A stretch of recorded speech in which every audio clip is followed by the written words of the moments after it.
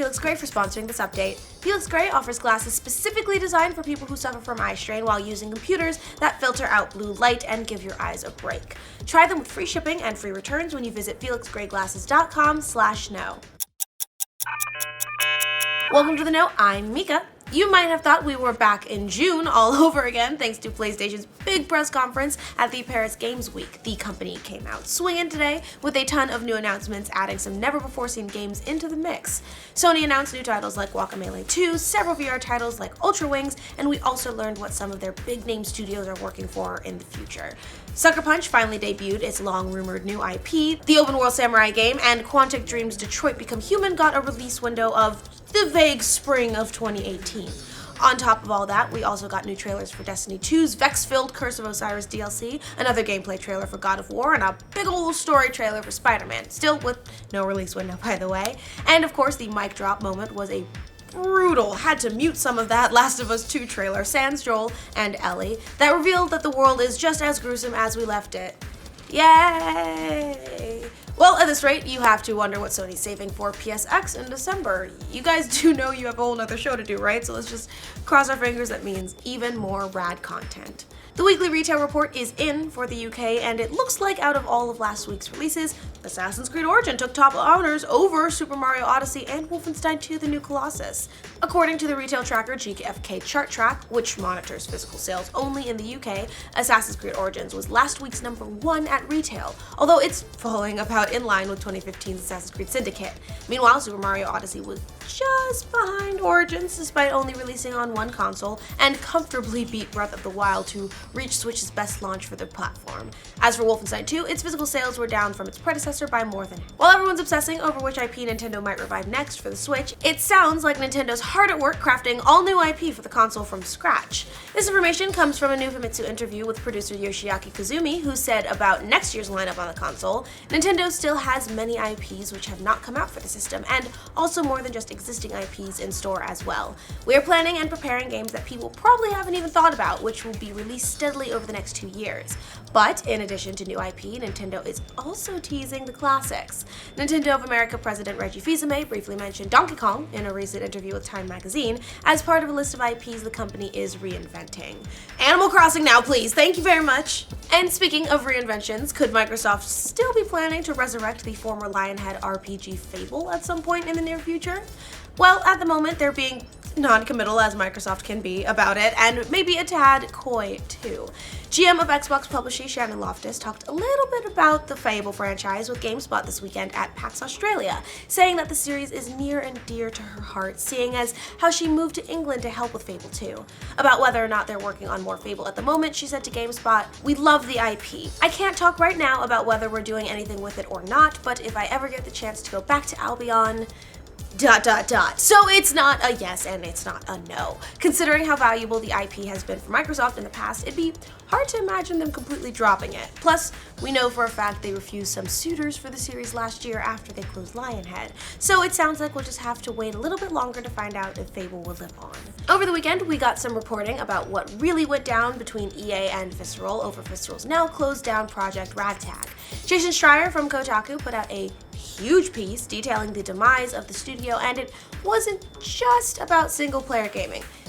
Kind of. According to the report, EA and Visceral clashed over what exactly the game should be and what its vision was. EA wanted it to feel more Star Wars, and also wanted to have a FIFA Ultimate Team equivalent that generated more money.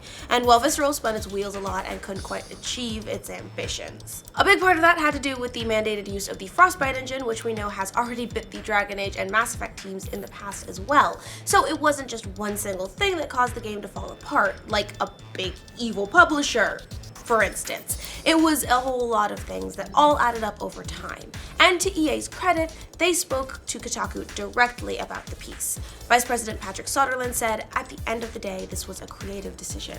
Our job is to give people a deep enough experience and story, and it's also to push the boundaries forward. We just didn't think we were getting it quite right."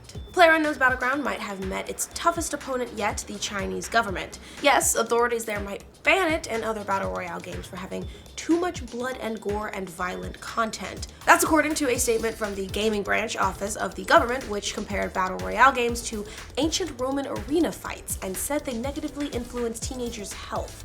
The office also warned that it will be hard to approve Battle Royale games in China, and it recommended that local companies stay away from making such games. There are already a lot of Chinese players who play Battlegrounds, which has a Chinese language option, and apparently dozens of Battle Royale games are currently being developed in China right now. Oh, and the giant Chinese media company Tencent, which is part owner of a number of game developers, has also reportedly been involved in creating a Chinese Battleground server, so we'll see how this government rule affects all of that. It looks like GameStop might be rolling out its own unlimited gaming pass. One gamer noticed a print ad for something called the Power Pass, which apparently lets players rent as many pre-owned games as they want, one at a time, for $60 over a 6-month period.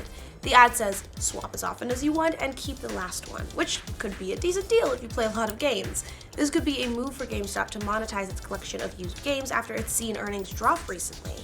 It also would put the retailer in more direct competition with the rental service GameFly, which charges $16 to $23 a month for unlimited rentals. According to the ad, sign up for the service starts November 19th. While uncensored adult games aren't allowed on Steam, lots of adult game developers have gotten around that by releasing censored versions on the platform and then linking to a patch that players can download to unlock the uncensored version. But now it looks like Steam is cracking down on those kinds of workarounds. That issue came up in the Steam forums after a player asked adult game publisher Darker Studio about how to install an uncensored patch for one of its games. Darker Studio responded, "Steam reps have told us that they no longer allow any information or links to the uncensored patches on Steam, so they all had to be removed. We will gradually be updating our own website with info on how to install the patch." This prompted some outcries of censorship from some online, and Valve hasn't released a statement about this, but if they do, we will keep you posted. The role of Shazam has been cast, and the actor is no stranger to comic book movies, or nerdy stuff in general. Zachary Levi, who has appeared in Thor: The Dark World and Thor: Ragnarok as Fandral, will play the lead role of Shazam in the movie that's expected to start production early next year. You might also know Levi for starring as Chuck in NBC or in the animated movie Tangled. Shazam, which is part of the DC Comics world, will be directed by David F. Sandberg, who was behind the thrillers Annabelle Creation and Lights Out. As for Shazam, it's set for release in April of 2019. An Apple engineer's daughter may have cost her dad his job. Yes, you heard that right. The engineer was fired after his daughter posted a video of the new iPhone X, and it went viral. Brooke Amelia Peterson posted the video last week after a trip to Apple campus, where she apparently got a sneak peek of the upcoming phone. The video, which appears to violate Apple's policies against filming, shows Peterson touring the campus and then showing off the iPhone X, including a Notes app on the new phone that might have revealed code names of unreleased Apple products. Yikes, girl. Not surprisingly, Apple apparently asked her to remove the video, but yeah, it was too late. And while we don't know specifically that the video is why Apple fired her dad, in a new video, Peterson says that Apple fired him for violating a company rule by letting her film the phone, which hasn't been released yet. So yeah, that's kind of a bummer situation for her dad, but maybe don't put everything on YouTube. Just a thought. So, what's the right way to build a cheeseburger? That hot controversy has been burning up the internet lately thanks to a couple of emojis from Apple and Google. At issue is where to place the cheese when you assemble a cheeseburger. Apple has the cheese on top of the patty and Google's is underneath. Author Thomas Bechtel started the debate after he noticed the difference in cheeseburger emojis in a tweet that went viral. And the internet, never one to miss out on a pointless controversy, especially when it comes to food, went nuts. Google CEO Sundar Pichai even responded saying, "We'll drop everything else we are doing and address on Monday if folks can agree on the correct way to do this." It's worth noting that Google's cheese on the bottom emoji appears to be the outlier, with most others having the cheese on top. But, as others pointed out, no less than McDonald's put the cheese on the bottom in a Big Mac ad. So far, though, we haven't heard any clarification from Google on this very incredibly important issue. My vote's for cheese on top. I'm just saying. You put the cheese on top and then you put a pan over it and the cheese melts perfectly. Just go to any diner and that's how they do it. But that's all the news we have for you today. Remember to comment on any of your favorite news in the comments below. And remember, for more news from every corner of the cheesy goodness of the internet, like this video. And if you're new around here, subscribe to the know. Thanks to Felix Gray for sponsoring this update. If you use PCs a lot for work or, like me, for a lot of gaming, you can notice a bit of strain after a few hours. Felix Gray offers glasses with lenses specifically designed to filter blue light and eliminate glare, which are two big culprits behind all that eye strain.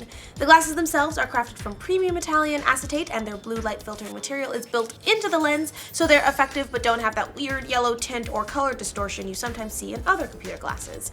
If you want to try them out and give your eyes a break, Felix Gray offers free shipping and also free returns, so if you decide they're not for you, you're not out a penny. Get yours at felixgrayglasses.com/know.